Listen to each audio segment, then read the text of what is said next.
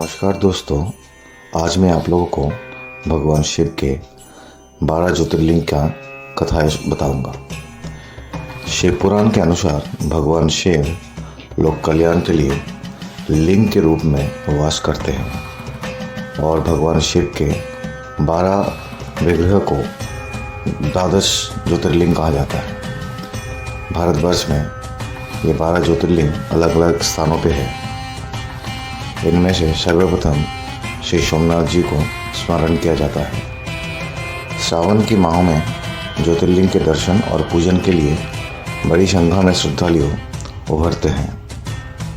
मान्यता है कि भगवान शिव के ज्योतिर्लिंग के दर्शन मात्र ही सभी कष्ट दूर हो जाते हैं और मोक्ष की प्राप्ति होती है। सो आइए एक नज़र डालते हैं परम पवित्र 12 ज्योतिर्लिंग से जुड़ी कथाओं पर। पहला ज्योतिर्लिंग सोमनाथ, जो गुजरात में स्थित है। गुजरात के सौराष्ट्र क्षेत्र में जूनागढ़ के पास वेरावल के समुद्र तट पर एक विशाल मंदिर में श्री सोमनाथ ज्योतिर्लिंग है। कहा जाता है कि यहाँ भगवान शिव जी ने चंद्रमा को दक्ष प्रजापति के शाप से मुक्त किया था। सोमनाथ जी का मंदिर अपने वैभव और समृद्धि के लिए भी विख्यात रहा है। इस मंदिर को कई बार देशी विदेशी हमलावरों ने अपना निशाना बनाया था।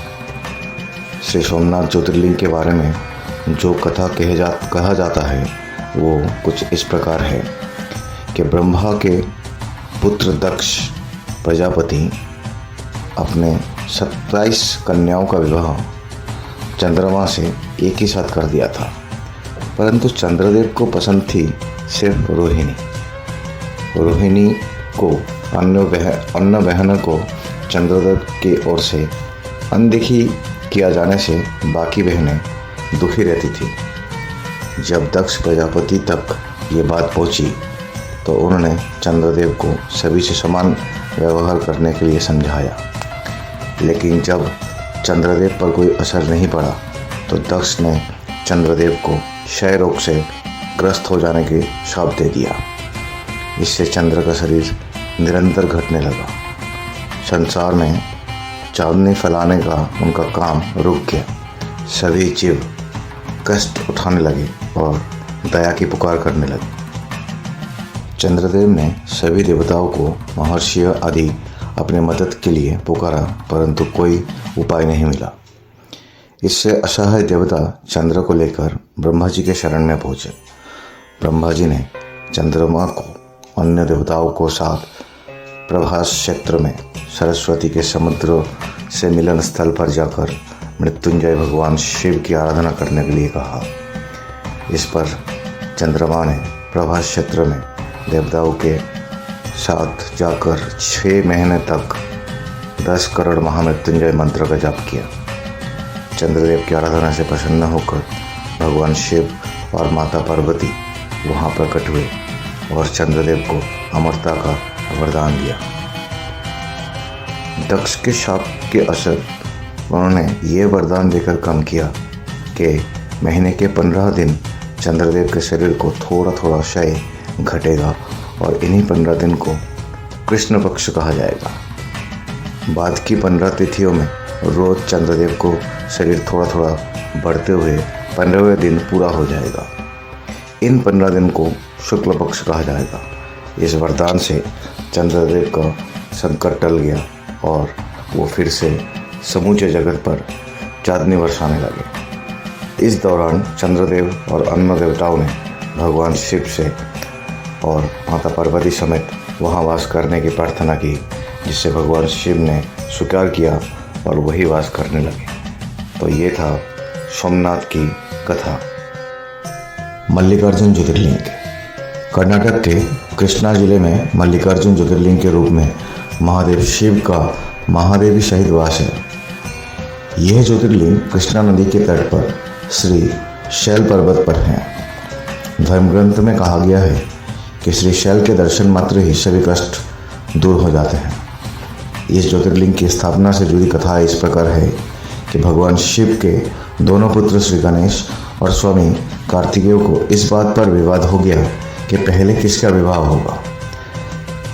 इस पर पिता भगवान शिव जी और माता पार्वती ने कहा कि जो पहले धरती की परिक्रमा करके लौटेगा उसी का विवाह पहले कराया जाएगा।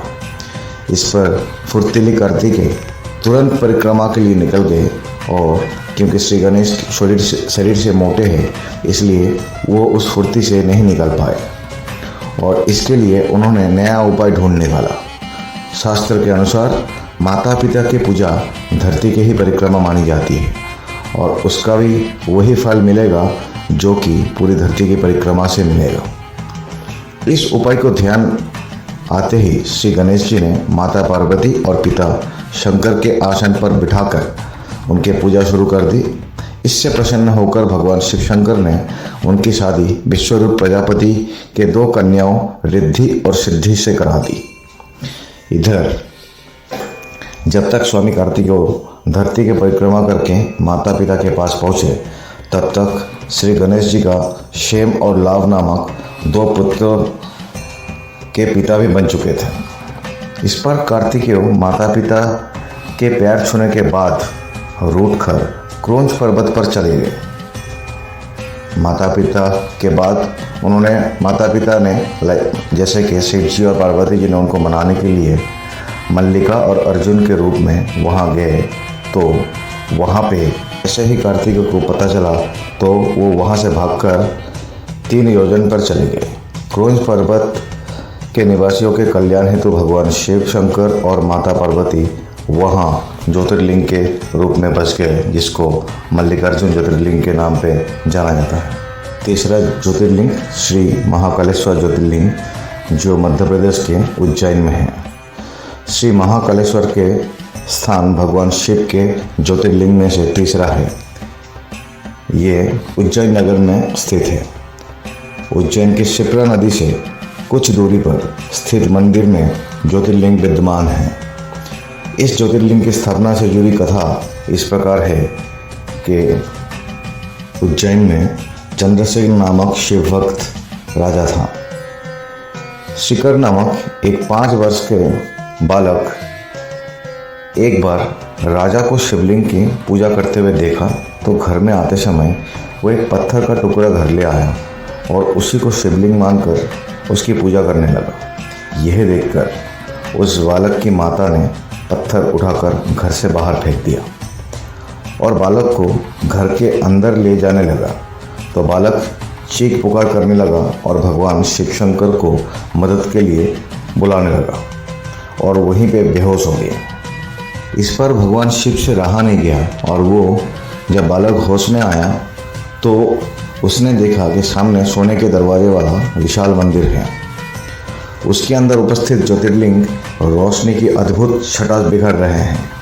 इस पर बालक पहले तो अजरज में डूबा रहा और फिर खुश होकर भगवान शिव की स्तुति करने लगा। जब बालक की माता ने ये सब देखा तो वो बालक को उठाकर गले से लगा लिया। यह खबर जंगल में आग की तरह फैल गई और राजा चंद्रसेन भी यह चमत्कार देखने आया और उसने उस बालक की भक्ति को बहुत सराहना की। तभी वहाँ हनुमान जी प्रकट हुए और उन्होंने भी बालक की भक्ति की सराहना की। ये ज्योतिर्लिंग उज्जैन में महाकालेश्वर ज्योतिर्लिंग के रूप में पूजा जाता है। चौथा ज्योतिर्लिंग है मध्य प्रदेश का ओंकारेश्वर ज्योतिर्लिंग। मध्य प्रदेश की नगरी शिवपुरी में मांधात्य पर्वत पर भगवान शिव ओंकारेश्वर ज्योतिर्लिंग के रूप में मौजूद है। इसकी स्थापना से जुड़ी कथा इस प्रकार है कि एक बार बिंद पर्वत ने 6 महीने तक ओंकारनाथ की तपस्या की, जिससे प्रसन्न होकर भगवान शिव जी प्रकट हुए और विंध्याचल को वरदान स्वरूप ज्योतिर्लिंग के रूप में वहीं पर वास करने का वचन किया और वहीं से उस मंदिर पे भगवान ओंकारेश्वर ज्योतिर्लिंग के रूप में बस गए। 5वां ज्योतिर्लिंग जिसको हम बोलते हैं केदारनाथ ज्योतिर्लिंग, जो कि उत्तराखंड में है। केदारनाथ ज्योतिर्लिंग हिमालय पर्वत श्रृंखला में केदार नामक पर्वत पर स्थित है। यह पर्वत हमेशा 3 ओर से बर्फ से ढका रहता है। केदारनाथ तीर्थ की गणना केदारनाथ, बद्रीनाथ, गंगोत्री और यमुनोत्री के रूप में 4 धामों में की जाती है। कहा जाता है कि बद्रीनाथ के दर्शन करने वाले भक्तों को पहले केदारनाथ के दर्शन करना जरूरी है, अन्यथा उनके तीर्थ यात्रा का कोई फल नहीं मिलता है। इस ज्योतिर्लिंग की स्थापना से जुड़ी कथा इस प्रकार है कि नर और नारायण नामक 2 ऋषि, जिनको भगवान श्री विष्णु का अवतार माना जाता है, उन्होंने एक बार अपनी तपस्या से भगवान शिव जी को प्रसन्न कर दिया। और फिर जब भगवान शिव जी प्रकट हुए तो नर और नारायण की प्रार्थना स्वीकार करते हुए वो ज्योतिर्लिंग के रूप पे वहाँ पे बस गया, जिसको हम केदारनाथ ज्योतिर्लिंग के नाम पे जानते हैं। जो 6वीं ज्योतिर्लिंग है वो है असम में गुवाहाटी में, जिसको भीमशंकर ज्योतिर्लिंग के नाम पे जाना जाता है। भीमशंकर ज्योतिर्लिंग असम में गुवाहाटी के पास ब्रह्मपुत्र पहाड़ी पर स्थित है। इस ज्योतिर्लिंग की स्थापना से जुड़ी कथाएं इस प्रकार है कि कामरूप देश, जो कि असम राज्य के ही है, उसमें कामरूपेश्वर नामक एक महाप्रतापी और महान शिव भक्त राजा का राज था। एक बार महाराक्षस भीम वहाँ आया और धर्म के उपासक को पूजा छोड़ने की धमकी देने लगा, और ऐसे करते करते वो शिव शक्ति में लीन राजा के पास पहुँचा और उसे ललकारने लगा। इस पर राजा ने उसके ललकार को अनसुनी कर दिया और शिव भक्ति में लीन रहे। भीम ने राजा को फिर से ललकारा और भगवान शिव जी की निंदा करने लगा। जब राजा ने उसे ऐसे करने से मना किया तो वो नहीं माना और उसने राजा पर तलवार से वार कर दिया। तलवार राजा की वजह शिवलिंग पर लगी, तभी भगवान शिव जी तत्काल प्रकट हुए और उन्होंने महाराक्षस को वध कर डाला। इस पर ऋषियों और मुनियों ने भगवान शिव से वहाँ ज्योतिर्लिंग के रूप में वास करने के लिए प्रार्थना की तो शिव जी उसमें मान गए। तभी से उस ज्योतिर्लिंग का नाम भीमशंकर पड़ गया। 7वां ज्योतिर्लिंग, जिसको हम विश्वेश्वर ज्योतिर्लिंग के नाम पे जानते हैं, जो काशी में है, जो उत्तर प्रदेश में है। काशी नगरी में श्री विश्वेश्वर ज्योतिर्लिंग स्थित है। कहा जाता है कि प्रलय काल में भी काशी नगरी का कुछ नहीं बिगड़ता है। भगवान शिव जी ने इसको अपने त्रिशूल पर धारण कर लेते हैं और फिर सृष्टि के शुरुआत होने पर उसे नीचे उतार देते हैं। इसी स्थल पर भगवान श्री विष्णु जी ने सुनित सृष्टि पैदा करने के लिए कामना लेकर भगवान शिव को प्रसन्न करने के लिए घोर तप किया था।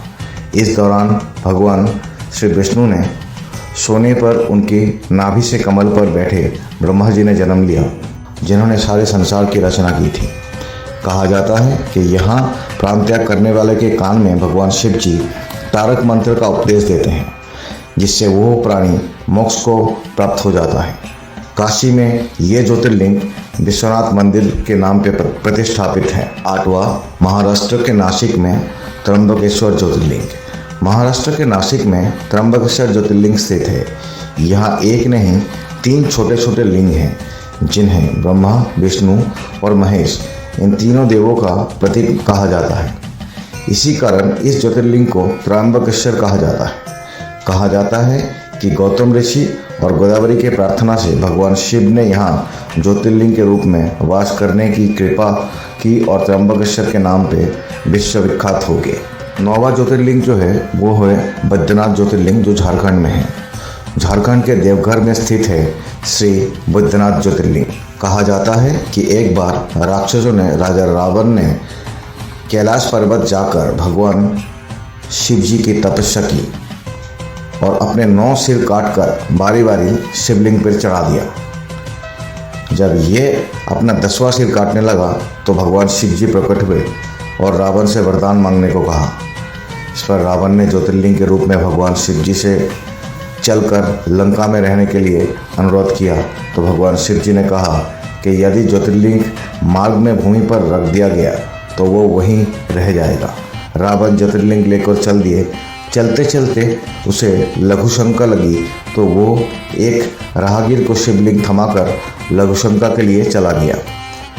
उस राहगीर ने जब शिवलिंग का बोझ सहन नहीं कर पाया तो उसने उसे उसी स्थान पर रख दिया। जब रावण लौट कर आया तो उसने देखा कि शिवलिंग जो है मार्ग पर रखा हुआ था।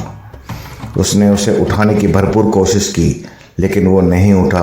हार कर रावण लंका चला गया। उसके जाने के बाद ब्रह्मा, विष्णु और अन्य देवतागण ने वहाँ पे पधारे और उन्हें पूजा अर्चना के बाद वहीं पे ज्योतिर्लिंग प्रतिष्ठा किया, जो वैद्यनाथ ज्योतिर्लिंग के नाम पे नामा जाता है। अगला जो 10वां ज्योतिर्लिंग है वो द्वारिका में, गुजरात में है। इसका नाम है नागेश्वर ज्योतिर्लिंग। नागेश्वर ज्योतिर्लिंग गुजरात के द्वारका में दारुका वन में स्थित है। इस ज्योतिर्लिंग की स्थापना से जुड़ी कथा कुछ इस प्रकार है कि सुप्रिय नामक एक वैश्य भगवान शिव जी का अनन्य भक्त था। एक बार जब वहाँ नौका पर सवार होकर कहीं जा रहे थे तो दारुक नामक राक्षस ने उस पर आक्रमण कर दिया और सुप्रिय तथा उनके साथी यात्रियों को पकड़ के और अपना पूरी ले जाने के जेल में बंद कर दिया। सुप्रिय जेल में भी शिव शक्ति में लीन रहता था। इसकी खबर जब दारुक को मिली तो वो वहाँ आकर सुप्रिय को डांटने लगा और फटकारने लगा। जब सुप्रिय ने इसका बात नहीं माना तो दारुक ने अपने ही सेवक से उसे हत्या करने के लिए कह दिया। इस पर भी सुप्रिय तनिक भी विचलित नहीं हुआ। यह सब जब भगवान शिव जी ने देखा तो उससे रहा नहीं गया और वो कारागार में सोने से चमकते हुए सिंहासन पर ऊंचे ज्योतिर्लिंग के रूप में प्रकट हुए।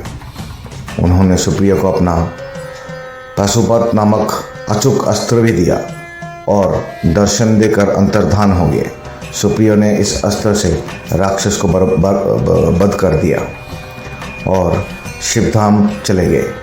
भगवान शंकर के आदेश अनुसार इस ज्योतिर्लिंग का नाम नागेश्वर ज्योतिर्लिंग रख दिया गया। 11वीं ज्योतिर्लिंग जो है तमिलनाडु में रामेश्वर ज्योतिर्लिंग। सेतुबंध रामेश्वर ज्योतिर्लिंग की स्थापना स्वयं मर्यादा पुरुषोत्तम भगवान श्री राम ने की थी।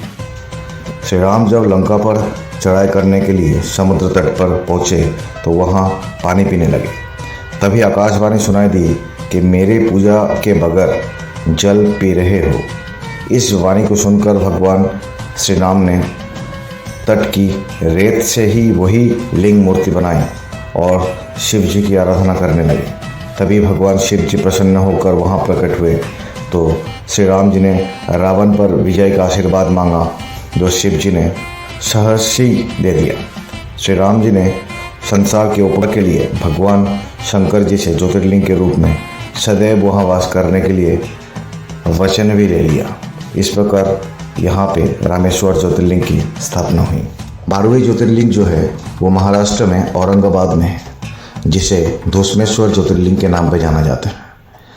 महाराष्ट्र के औरंगाबाद में इलोरा गुफाओं के पास स्थित है श्री धुस्मेश्वर ज्योतिर्लिंग। धुस्मेश्वर महादेव के दर्शन से सभी के पाप दूर हो जाता है और जीवन में सुख ही सुख आ जाता है। इस ज्योतिर्लिंग के स्थापना से जुड़ी कथा इस प्रकार है कि दक्षिण देश में देवगिरी पर्वत के पास सुधर्मा नामक ब्राह्मण अपनी पत्नी सुदेहा के साथ रहता था। दोनों में बहुत प्यार था और दोनों ही सुखपूर्वक रह रहे थे। उन्होंने उनका बस एक ही दुख था कि उनकी कोई संतान नहीं था। सुधर्मा ज्योतिषी भी था। उसने अपने ज्योतिष गणित से यह पता लगा लिया था कि सुदेहा से उसे संतान सुख नहीं मिलेगा और ये बात उसने सुदेहा को भी बता दी थी।